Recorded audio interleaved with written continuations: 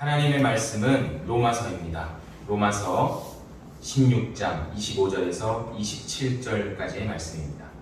하나님의 말씀은 로마서 16장 25절에서 27절까지의 말씀, 제가 가지고 있는 성경 신약 263쪽입니다. 로마서 16장 25절에서 27절까지의 말씀입니다. 다 함께 교독하시겠습니다. 나의 복음과 예수 그리스도를 전파함은 영세 전부터 감추어졌다가 이제 나타나신 바 되었으며 영원하신 하나님의 도를 따라 선지자들의 불로 말미암아 모든 민족이 거기서 풍성하게 지려고 하게 하시나 그 계시의 계시를 쏟아내는 것이니 이 복음으로 너희를 능히 견고하게 하시. 함께합니다. 지혜로우신 하나님께 예수 그리스도로 말미암아 영광이 세세 무궁하도록 있을지어다. 아멘. 오늘 함께 나누실 말씀의 주제는 다시 복음으로라는 주제로 은혜를 나누고자 합니다. 여러분 한 주간 잘 보내셨습니까? 여러분 한 주간은 또 어떻게 보내셨나요? 건강하게 또 날씨가 또 조석 간에 굉장히 차이가 나서 오늘 아침도 굉장히 춥더라고요.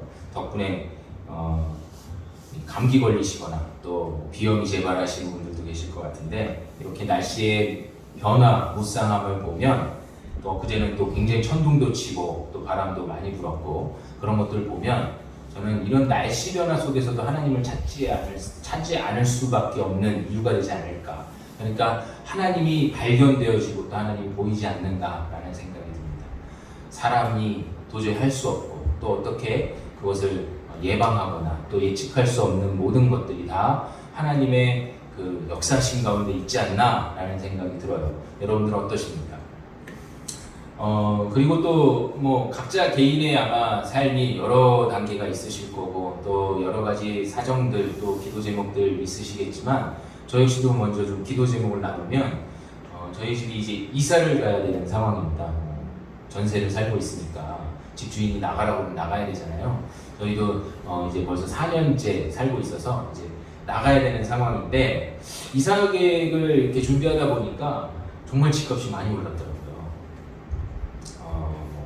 어떤 집은 정말 눈을 감고 하룻밤을 자고 일어나면 1,000만 원, 2,000만 원이 아니라 한 5천만 원, 뭐 1억씩 이렇게 집값이 오를 뿐만 아니라 덩달아 이 전세값도 뛰어올라서 어느 집으로 전세를 들어가야 되나 싶을 정도로 굉장히 지금 혼란하고 어려운 상황 속에 있습니다. 많은 분들이 어딜 가든지 뭐 사람들이 조금 모이면 요즘 다들 집 얘기를 많이 하는 것 같아요. 이렇게 집 얘기를 왜 많이 하냐면 좀 두 가지 마음이 있지 않을까라는 생각이 듭니다. 집을 가지시지 못한 분들과 집을 가지고 계신 분들. 그러니까 집을 가지시지 못한 분들은 굉장히 두렵기도 하고 또 어떻게 해야 되나 이런 조바심이 나기도 하고, 또 집을 가진 분들은 이상하게 모르는 안도감이 들기도 하지만, 또 대부분 많은 분들이 뭐 영끌이든 대출이든 뭐 이런 것들로 집을 사다 보니까 이거 앞으로 어떻게 갚아내지? 어떻게 생활해야 되지? 이렇게 생각하시는 분들도 많이 계시더라고요. 여러분 집값은 왜 오를까요? 코로나를 맞아서 또 뭐 정권에 따라서 뭐 집값이 오른다 만다 하지만, 제가 보니까 이 심리적인 이유가 있더라고요. 우선 집을 삽니다. 뭐 연끌을 했든 대출을 했든 많이 받아 집을 사요. 그럼 집을 사면 이전보다 싼 가격으로 내놓을 수는 없잖아요. 더 오르길 바라고. 그래서 뭐 집을 얼만큼 보유했든 상관없이 집을 내놓을 때에는 이전보다 훨씬 높게, 그리고 시세보다 좀 더 높게 불러버리죠. 그걸 뭐라고 얘기하죠? 호가라고 하더라고요. 호가를 이렇게 높이 올렸는데 이제 집이 막 집값이 오르고 사람들이 이렇게 패닉 바잉이라고 해서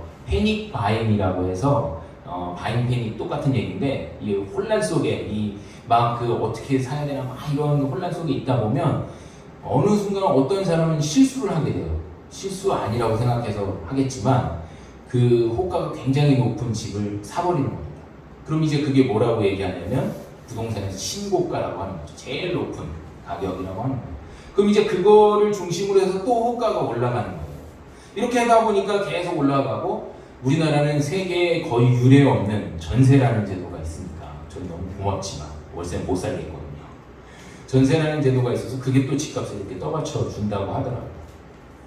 제가 뭐 이 집값 얘기를 뭐하러 했냐면 여기에서 제가 아까 패닉 바잉 혹은 바잉 패닉 똑같은 얘기인데 이런 말이 있는데 여러분 거기서 패닉이라는 말이 뭔지 아십니까? 패닉 이렇게 인터넷 검색창에 쳐보면 가수 패닉이 먼저 나와요.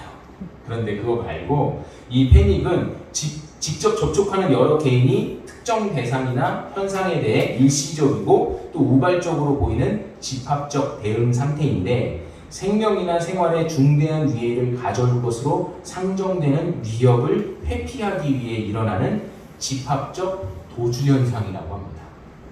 그러니까 한마디로 여러분 한꺼번에 우르르 몰려가서 도망가는 거예요.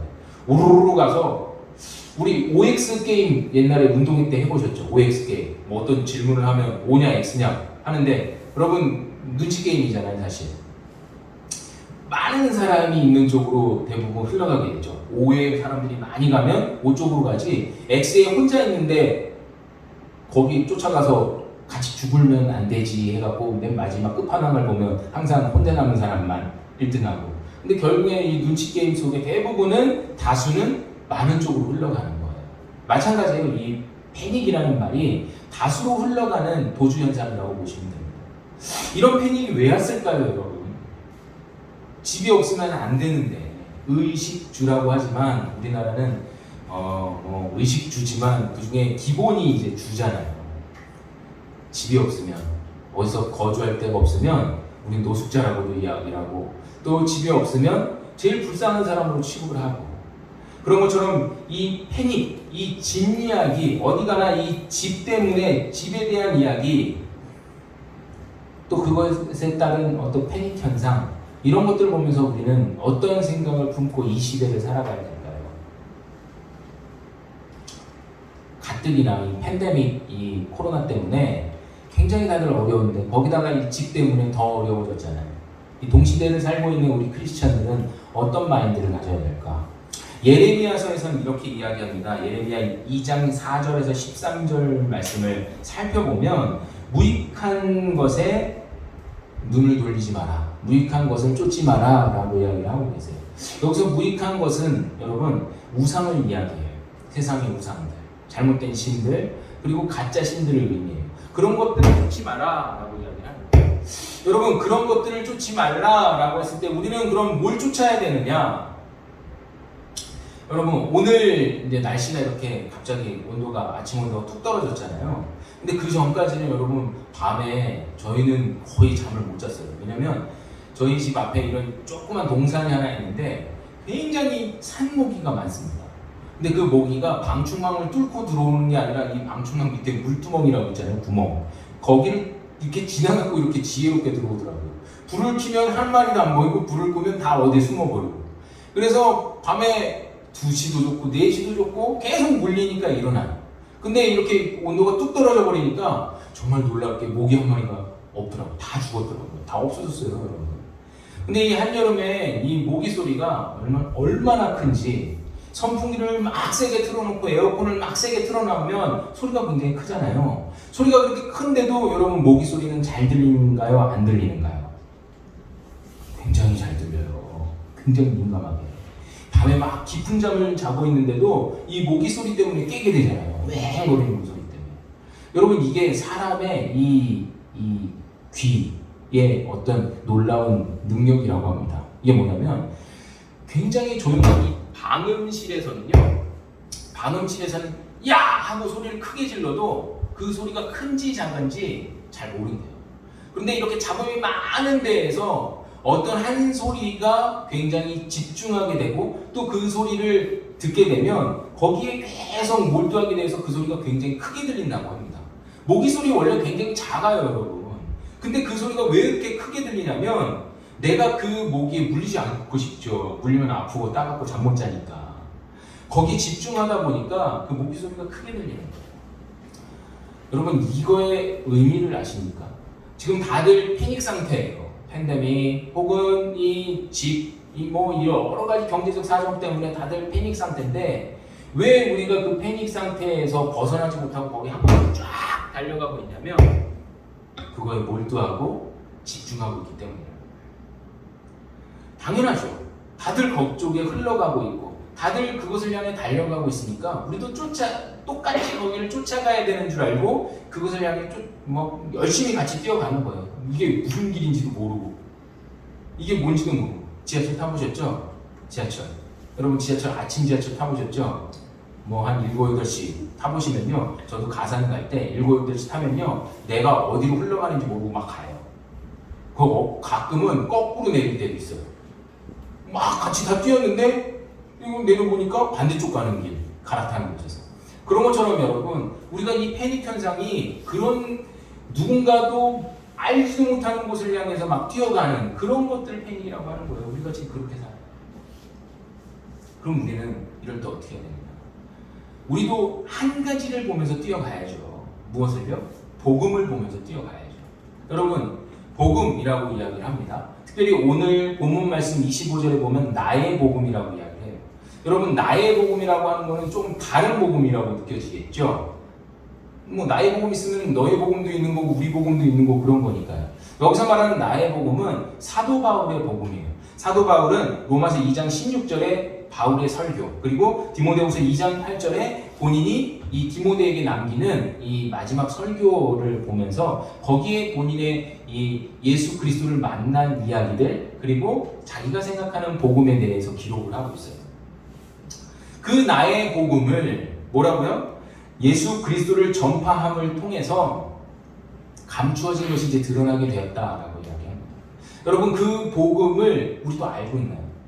여러분 복음이 뭐예요? 잘 알죠. 너무 잘 알죠. 너무 잘 알아서 말하기가 쑥스럽죠.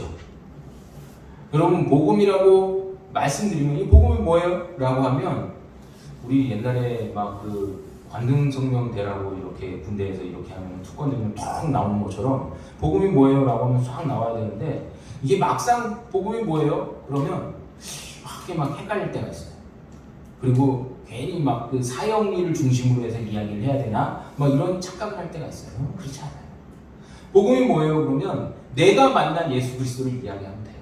복음이 뭐예요? 그러면 내가 아는 예수 그리스도를 이야기하면 돼요. 여러분들이 아시는 예수 그리스도는 어떤 것입니까? 무엇입니까? 복음이 뭐예요? 그러니까 각자가 다 다른 답이 있다는 얘기예요. 다르다라고 했을 때 정답은 이렇게 있는데 거기에 표시까지 다 같아야 되나 이런 뜻은 아니라는 거죠. 그건 신학교에서 시험 볼 때나 그런 거지. 우리 각자가 다 가지고 있는 예수 그리스도를 향한 개인의 고백이 있고 그것이 우리에게 복음이라는 거예요. 그리고 그 복음과 예수 그리스도가 옛날에는 감추어져 있었다라고 이야기합니다. 감추어져 있었다. 유대인들은 무엇으로 감추어져 있었습니까? 율법으로 감추어져 있었어요. 율법 때문에 메시아를 기다리기보다 율법에 얽매여서 살았고요. 또 율법을 지켜야만 구원을 받는다고 생각했어요. 또 이방인들은 무엇에 감추어져 있었습니까? 도덕적 의. 그러니까 어떻게든지 착하게 살고 선하게 살고 또 각자가 만든 그 우상을 섬기면서 뭐 똑같이 뭐 그 우상이 시키는 대로겠지만 뭐 그냥 착하게 살면 된다라는 것이 그들에게 감추어진 복음이었어요. 그런데 그 감추어진 복음이 26절 보면 이제는 나타내신 바 되었다라고 이야기를 합니다. 어떻게 드러납니까? 이제는 여러분 우리가 그분을 믿기만 하면 된다라는 거예요. 이전에 여러분 우리는 그 이방인으로 살고 또 혹은 유대인으로 살았다면 그 이방인과 유대인은 명령 그리고 뭐 하지 말아야 될 것, 해야 될 것 뭐 이런 것들을 구분하면서 그것을 다 지키면서 사는 것이 구원의 길이라고 생각했어요. 여러분 그걸 다 지키면서 살 수 있을까요? 제가 한번 옛날에도 말씀드렸는데 유대인들의 율법의 개수가 몇 가지인지 아십니까? 이 십계명에서 파생되고 레위기에서 파생된 이 유대인들의 율법의 가지수가 3만 개가 넘어요. 그걸 다 지켜야 돼요. 그 중에 하나라도 틀리죠? 그러면 양을 갈라서 뭐 화목제물을 드리든지 아니면 비둘기를 바치든지 뭐 똑같이 그렇게 계속 하든지 지금은 이제 그런 제도가 없어졌지만 지금은 더 골치 아프죠. 그러니까 여러분 다 못 지키는 거예요. 이방인들도 착하게 산다? 기준이 뭐예요 여러분? 착하다의 기준? 세상이 말하는 착하다의 기준은 뭡니까? 여러분 옛날에는 어느 집이든 들어가서 물 달라고 그러면 물을 줬어요. 어느 집이든 들어가서 솔직히 좀 배고프다 그러면 밥이라도 한 덩이 주기도 했잖아요. 근데 요즘에 여러분 아무 집이나 이렇게 똑똑거리거든지 문 열려있는 집에 들어가면 뭐예요 여러분? 주거 침입이에요.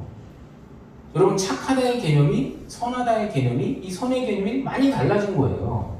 마찬가지 앞으로 더 많이 달라질 거예요. 여러분 그 동네에서 담배 피는 중고등학생 아이들 있잖아요. 옛날 같았으면 어른들을 보면 이렇게 피다가 던지잖아요. 그리고 가서 어른들이 얘기하면 예 하고 듣잖아요. 근데 요즘에 이렇게 피는 애 가서 얘기를 하면 어떻게 돼요? 귓방맹이 맞습니다. 큰일 나요. 앞으로는 어떨까요? 그냥 아마 돌아다니면서 필 거예요. 여러분 이런 식으로 선의 개념 그리고 양심의 개념이 달라졌다고 했을 때 선과 양심이 달라진다는 건요 구원의 길이 달라질 수 있다는 얘기예요. 그렇기 때문에 여러분 이방인의 신앙 그리고 유대인의 신앙은 틀렸다는 겁니다. 잘못된 거예요. 다 지킬 수도 없고 또 그게 틀렸다는 거예요. 그래서 우리는 그들을 무엇이라고 이야기합니까? 종교인이라고 얘기해요. 근데 우리 중에도 우리 예수 그리스도를 믿는 사람들 중에도 종교인으로 사는 분들이 있어요. 종교인. 각자가 세운 기준이 있죠. 나는 이렇게 해야 돼, 저렇게 해야 돼, 요건 지켜야 돼, 요건 안 돼, 요걸 하면 안 돼, 요렇게 살아야 돼. 좋습니다. 각자가 지켜야 되는 기준은 있으면 좋아요. 왜냐면 그게 나쁜 것이 아닌 이상 지키면 훌륭한 사람이 될 수 있겠죠. 근데 여러분 그게 구원의 길과는 상관이 없을 수 있거든요. 나는 꼭 사도신경을 외워야 돼. 근데 아무리 외워도 틀리고 토시 하나 틀리고 외워지지 않는 사람이 있어요. 그럼 그 사람은 구원을 못 받습니까? 나는 꼭 십계명대로 살아야 돼. 맞습니다 여러분. 예수 그리스도를 믿는 복음을 가진 사람이면 계명도 지키면서 살아야 돼. 근데 가끔 5계명 지키기가 어렵잖아요. 부모를 공경하라. 또 뭐 거짓 증거하지 마. 이거 너무 어렵고 우상 숭배하지 마. 가끔은 내가 생각할 때 하나님보다 더 좋은 게 막 이렇게 막 들어올 때가 있잖아요. 다 못 지키잖아요. 그럴 때 여러분 우리는 어떻게 해야 합니까? 그렇기 때문에 여러분 우리는 종교인으로 살면 안 되고 복음의 사람으로 살아야 된다. 복음의 사람은 그럼 어떤 사람이냐? 자유로운 사람, 또 유연성 있는 사람. 여러분 그런 얘기 하는 게 아니에요. 제가 그런 말씀 드린다고 이것도 안 지켜도 돼, 이것도 뭐 틀릴 수도 있어, 이것도 아니야 이런 게 아니라요. 자유로운 사람, 뭐 유연성 있는 사람이 아니라 정확하게는 주 안에서 자유로운 사람이에요. 주 안에서 주님 안에서 노예가 아니라 종된 사람이 아니라 주 안에서 자유인이요 또 주 안에서 주님 나라의 시민권자로 살아가는 사람이에요. 그 얘기는 여러분 우리가 오늘 26절 말씀 보면 영원하신 하나님의 명을 따라 선지자들의 글로 말미암아 모든 민족이 믿어 순종하게 하시려고 알게 하신 바 그 신비의 계시를 따라 된 것이다. 신비의 계시를 따라서 우리가 그렇게 살 수 있게 되었고 또 그렇게 살아가게 된다. 신비의 계시라고 했잖아요. 신비는 뭐예요 여러분? 감추어진 것입니다. 감추어진 것이 여러분 계시가 됐다는 건 드러나게 됐다. 그러니까 어떤 사람은 이 감추어진 것을 알지 못해요. 그런 어리석음 가운데 갇혀있는 사람이 있다는 겁니다. 왜요? 감춰져 있기 때문에. 그래서 우리는 드러난 복음에 대해서 정확하게 알고 있어요. 바울의 복음은 그것이었습니다. 바울이 다메섹 도상에서 예수 그리스도를 만나요. 그리고 그분을 통해서 3년간 따로 이 광야에서 훈련을 받습니다. 거기서 어떤 훈련을 받았을까요? 다른 제자들이 받지 못했던 특별한 훈련, 뭐 특별하다라고 이야기했을 때 뭐 이 사람을 향한 특화된 훈련이라고 할 수 있겠죠. 우리 각자도 그런 복음을 통한 훈련들이 있다는 겁니다. 어떤 분들은 짧게 끝나는 분들도 있고 어떤 분들은 길게 지속되고 마침내 주님 나라 들어갈 때까지 겪는 분들이 있어요. 우린 그걸 혹은 고난이요 혹은 연단이라고 할 수도 있겠죠. 여러분 그렇지만 사실은 고난과 연단은 짧게 끝나거나 혹은 뭐 잠깐 일시적으로 있는 것은 아닙니다. 복음도 여러분 복음은 단순하지만 각자에게 오신 그 복음의 능력은 단계가 있어요. 어떤 사람은 우리 성경 말씀을 보면 연약한 뭐 이유식 같은 걸 먹는 사람도 있고 또 어떤 사람은 좀 딱딱한 걸 먹는 사람도 있고 또 우리 이 끝판왕은 매운 거 혹은 질긴 것을 씹어서 먹는 사람이 있잖아요. 이게 단계가 있다는 얘기예요. 복음이 우리 안에 들어왔을 때 그 예수 그리스도가 우리를 처음에 새롭게 하시고 우리를 부드럽게 하시고 우리를 약한 가운데서 능력을 허락하시지만 어느 순간 우리가 세상 가운데 홀로 서서 주님과 더불어 살아갈 수 있게 하실 때에는 우리를 강하게 하시려고 그런 수많은 면단의 과정 속에 내버려 두신다는 겁니다. 여러분, 그랬을 때 우리가 아까 말씀드렸듯이 주님의 그 세미한 음성, 모기 소리 같은 아주 작은 음성을 이 많은 잡음들 속에서 들을 수 있는 능력이 있어야 돼요. 그것은 무엇입니까? 주님을 향한 집중이죠. 주님을 향해 우리의 포커스, 우리의 눈을 맞추고 있어야 된다는 겁니다. 여러분, 밤에 요즘에 뭐 높은 아파트 많이들 사시는 분들 계시잖아요. 이렇게 높은 층이나 혹은 뭐 큰 빌딩 위에, 뭐 여기도 마찬가지로 굉장히 높은 곳이니까 높은 곳에 가면요, 이 밑에 이 도시 이 아스팔트 위에 깔려진 많은 빌딩들 사이에 막 정말 거의 뭐 어떤 데는 빌딩 하나하나마다 있는데 빨간 십자가를 보잖아요. 여러분, 그 십자가를 보시면 무슨 생각이 듭니까? 이렇게 교회가 많나? 이렇게 작은 교회들도 많나? 그런 생각 드시나요? 아마 대부분은 이런 생각이 드실 거예요. 저 십자가, 주님의 십자가, 저렇게 많은 십자가들이 이 도시 가운데 있구나, 이런 생각도 들고 우리가 복음의 현장 속에 있구나 라는 생각도 드실 겁니다. 그 십자가를 보면서 우리는 이런 생각이 들어야 돼요.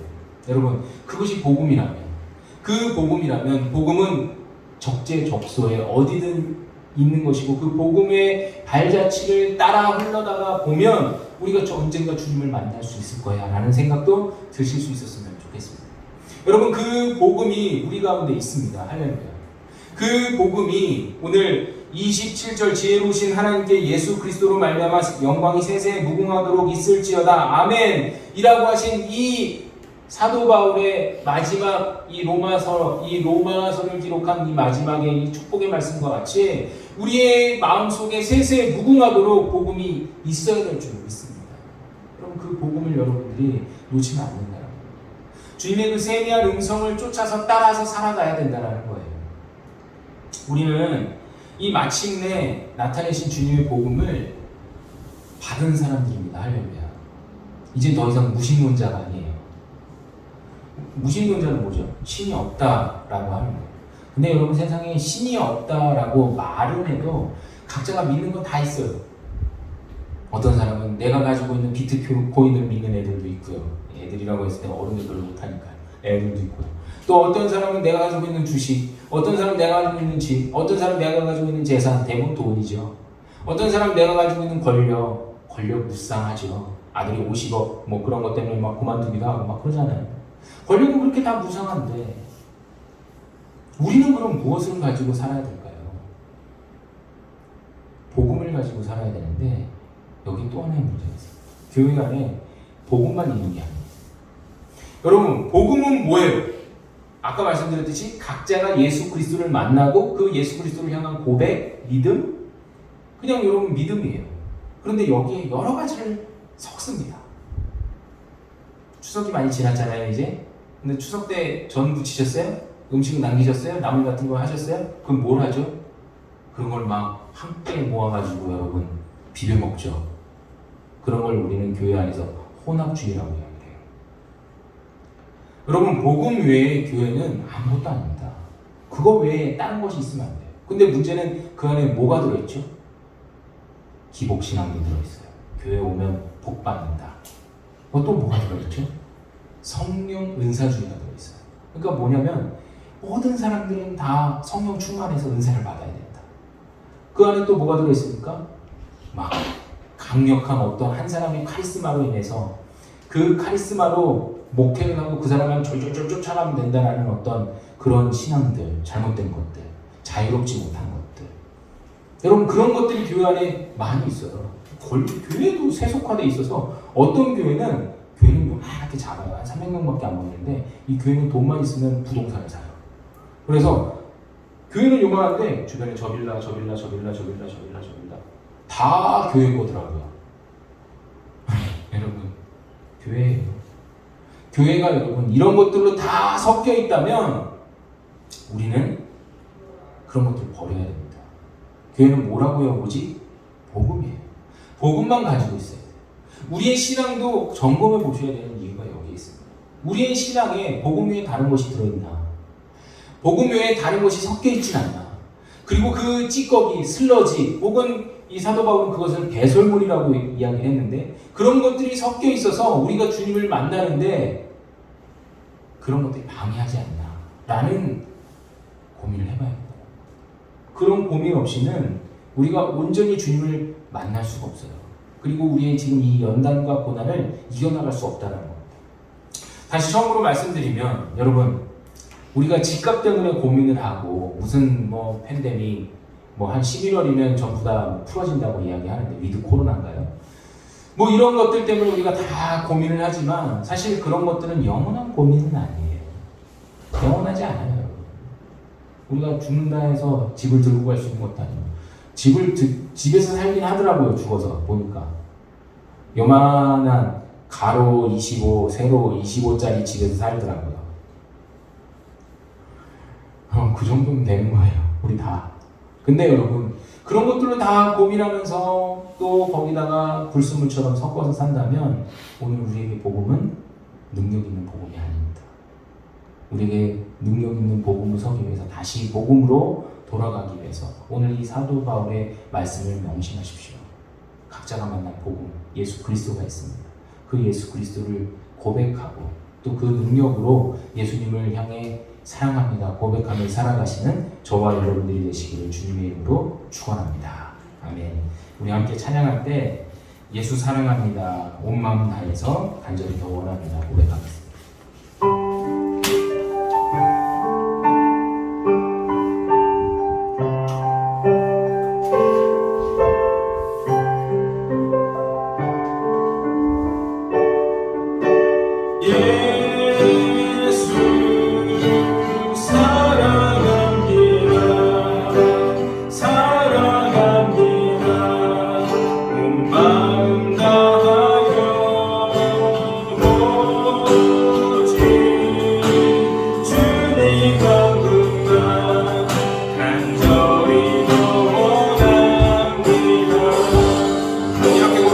예수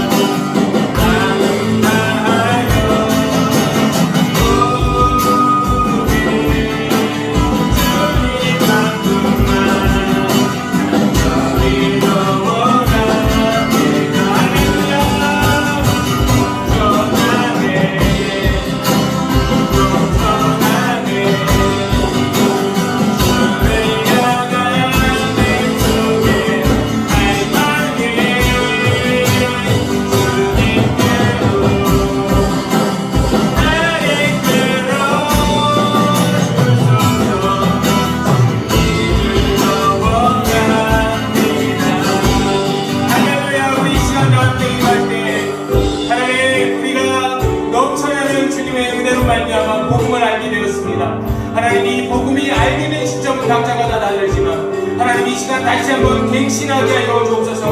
고쳐지게 하여 주옵소서. 하나님, 우리가 패닉 현상으로 여러 사람들을 쫓아가며 또한 다수가 향하는 길이 맞다고 이야기하지만 하나님, 그것이 맞은 것이 아니라 우리가 각자가 예수 그리스도를 만났고 또 그 만난 그 길, 예수 그리스도의 복음의 길, 구원의 길이 맞고 또한 그 길을 향해 쫓아가야 되는 성도인 줄로 믿습니다. 우리가 모두가 그 길을 향해 가려고 할 수 있도록 아버지 하나님, 우리가 다시 복음으로 서게 하여 주옵소서. 하나님을 향해 우리의 마음을 돌리게 하여 주옵시고 우리 안에 있는 모든 더러운 것과 또 슬로디와 같이 있는 찌꺼기들을 다 버리게 하시며 오직 순수한 복음의 능력, 오직 예수 그리스도의 십자가 사랑만 기억할 수 있도록 하나님, 저를 인도하시고 붙잡아 주시옵소서. 우리 다 같이 기도하겠습니다. 하나님 아버지, 우리와 함께 하시는 은혜, 우리의 연약함도 하시고 또한 우리에게 공의로움을 베푸시는 그 주님의 능력을 바라봅니다. 하나님, 저희와 함께 하여 주옵소서. 하나님, 저를 공의로 여겨 주시옵소서. 우리가 넘쳐나는 주님의 사랑을 기억하게 하시고 우리의 모든 성도들이 살아계신 예수 그리스도를 만나고 그 이기하고 체험하는 우리 모든 성도들 다 될 수 있도록 주 하나님 인도하여 주시옵소서. 하나님, 우리가 하나님을 알고 예수 그리스도를 구원자로 또한 메시아로 또한 다시 오실 주님으로 또한 부활하신 주님의 큰 은혜를 바라보며 나아가기를 원합니다. 하나님, 우리가 알게 하여 주옵소서. 예수 그리스도를 만나게 하여 주옵소서. 아버지 하나님, 복음을 아버지 하나님, 우리가 순학할 뿐만 아니라 그 복음대로 살아갈 수 있는 구원의 길을 향해 따라갈 수 있도록 역사하여 주시옵소서. 주께서 함께 하시고 인도하시는 우리 모두가 되게 하여 주시옵소서. 주님 감사합니다.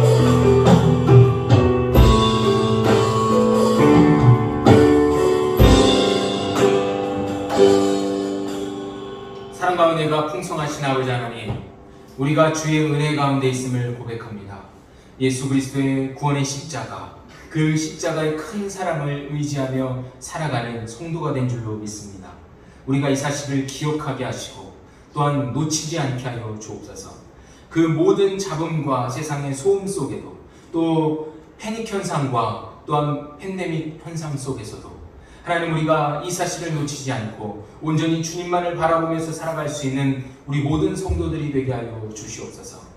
아무리 큰 소리가 나고 또 세상에 많은 잡음들이 있을지라도 주님을 알고 주님을 만나고 주님께서 부르시는 그 작은 소리일지라도 우리 모두가 그 소리에 의지하고 주님을 찾고 쫓아갈 수 있는 좁은 문, 좁은 길일지라도 목숨을 걸고서라도 우리의 십자가의 모든 각자의 십자가의 짐들을 들고 주님을 쫓아갈 수 있는 우리 모두가 다 되도록 역사하여 주시옵소서. 오늘 하루도 그런 믿음을 가지고 살아가는 우리 사랑하는 성도들에게 귀한 사랑 가운데로 채워주시옵고 아버지, 한 주간 살아갈 때도 기도하면서 또 땀 흘리고 수고한 그 현장에서 하나님을 만나고 또 의지하며 또 주님을 체험하는 귀한 역사가 있게 하여 주시옵소서. 오늘도 함께 하시고 인도하실 줄 믿사오며 모든 말씀 살아계신 예수 그리스도 이름으로 기도하옵고 이제는 우리 주 예수 그리스도의 은혜와 살아계신 하나님 아버지의 그 크시고 무한하신 사랑하심과 성령 하나님의 감동감화 유로 충만 역사하시니 오늘 다시 복음으로 사도 바울이 나의 복음이라고 한 것과 같이 우리 역시 각자의 복음으로 이 땅 가운데 회복되며 갱신하며 다시 서서 주님을 바라보며 교회다운 교회로 성도다운 성도로 살아가기를 소원하고 다짐하는 우리 사랑하는 모든 성도들의 머리 위에와 저들의 삶 위에 각 가정과 매장과 일터와 학교와 학원 위에 이제부터 영원히 함께 있을지어다. 아멘.